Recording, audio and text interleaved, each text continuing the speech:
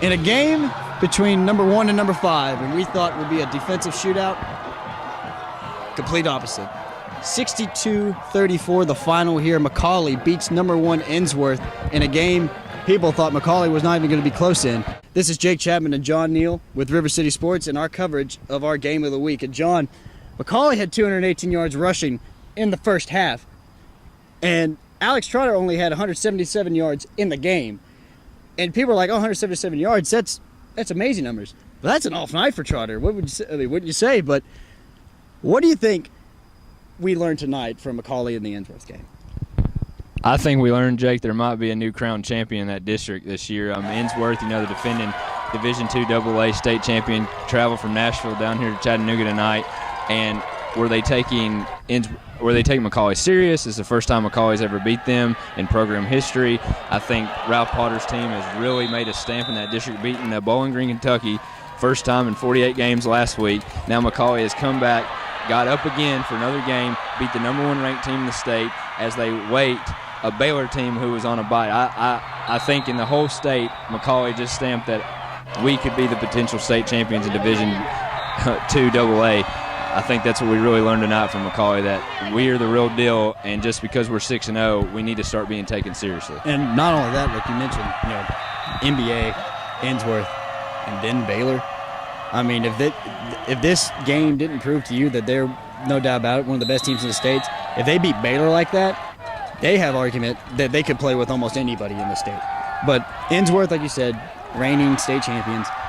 What do you think is going through the minds of Ensworth right now after, they took a tough loss here? It was a rough second half for Ensworth. I think the whole thing for Ensworth, they've kind of had a mentality over the state that it's almost the Maryville mentality up in Knoxville, that we're the heavyweight of the state, and people who get up for us, we come back in the second half and we beat you. Well, in this game, they had a couple costly turnovers in the second half that Mcallie capitalized on. Craig with a really good drive that kind of sealed it in the third quarter, and then I think Sean McConney, he was able to pick off the Ensworth quarterback, take it back to the house, and it was all tornadoes from there.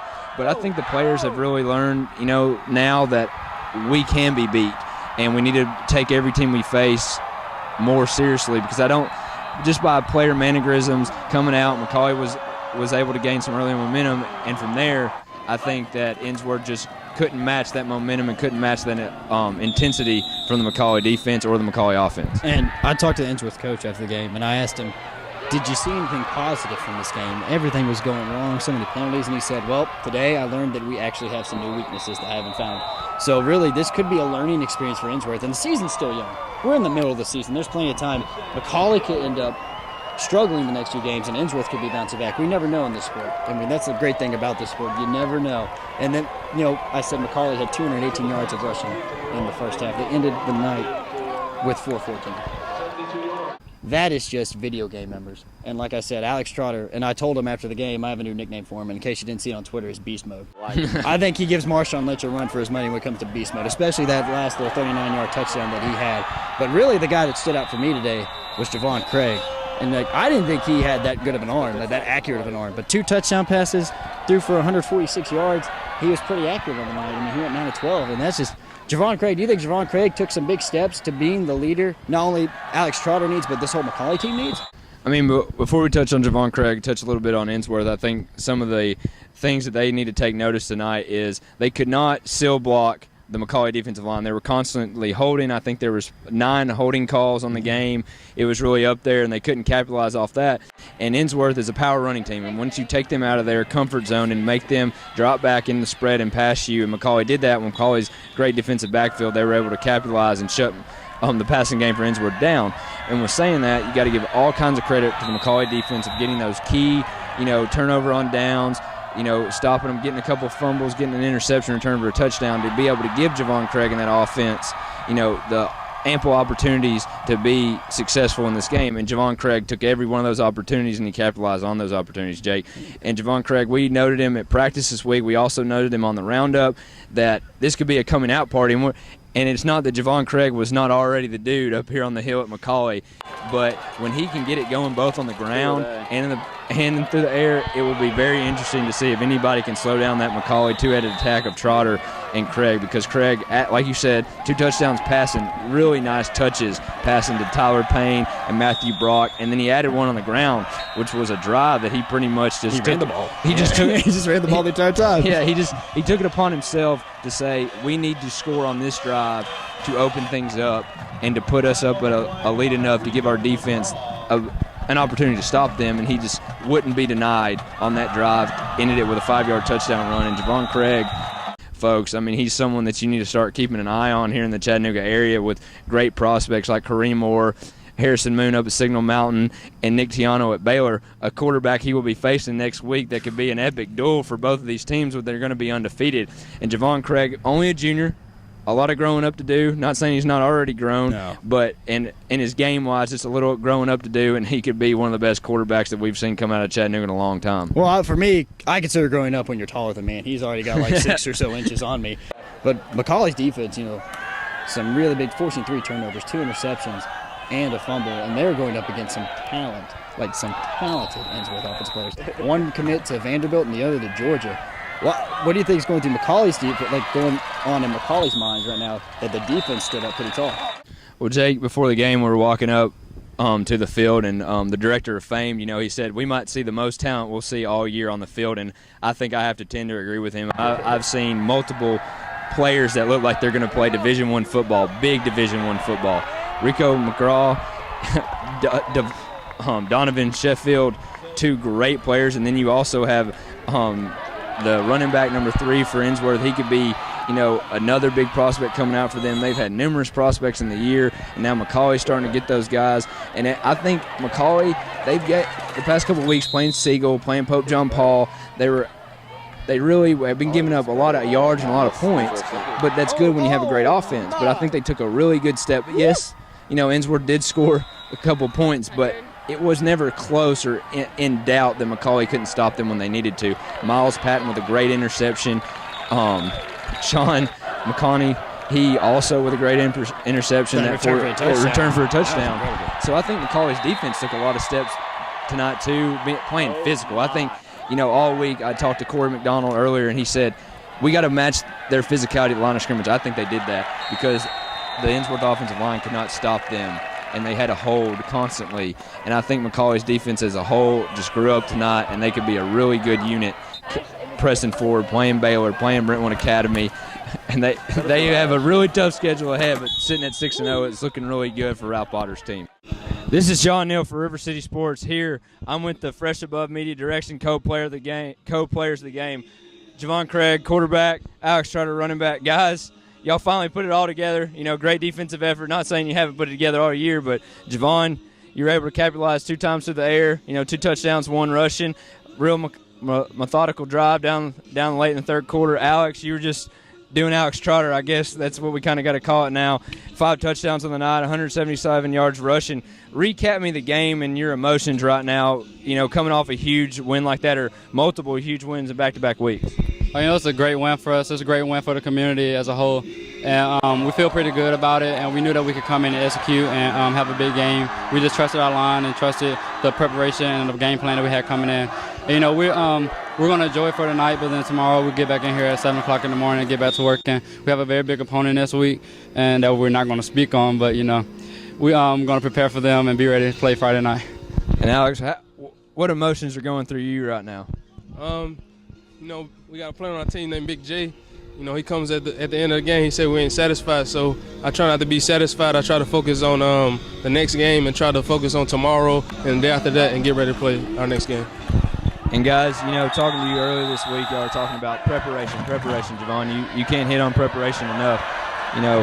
Y'all being a 2-headed monster in the backfield, what preparation are you going to have to take this week to beat that team that we won't talk about?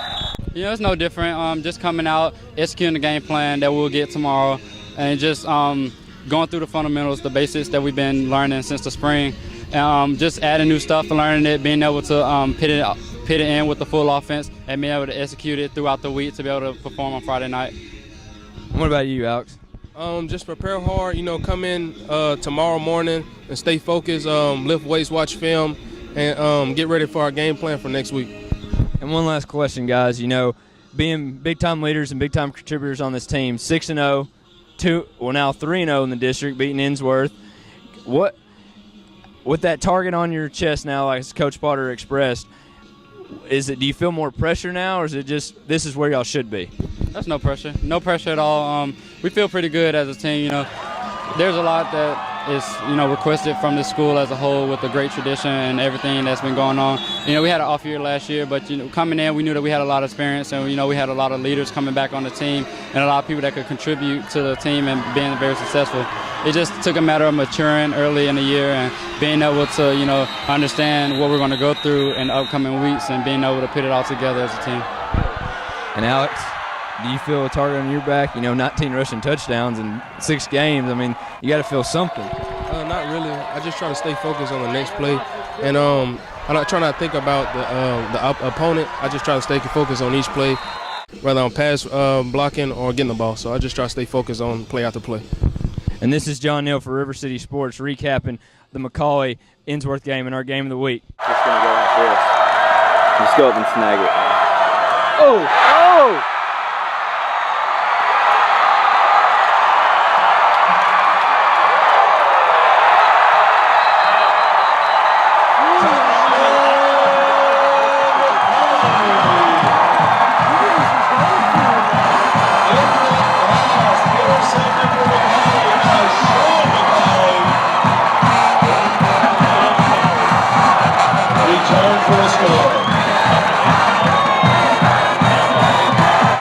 It's now where we go to our next game of the week.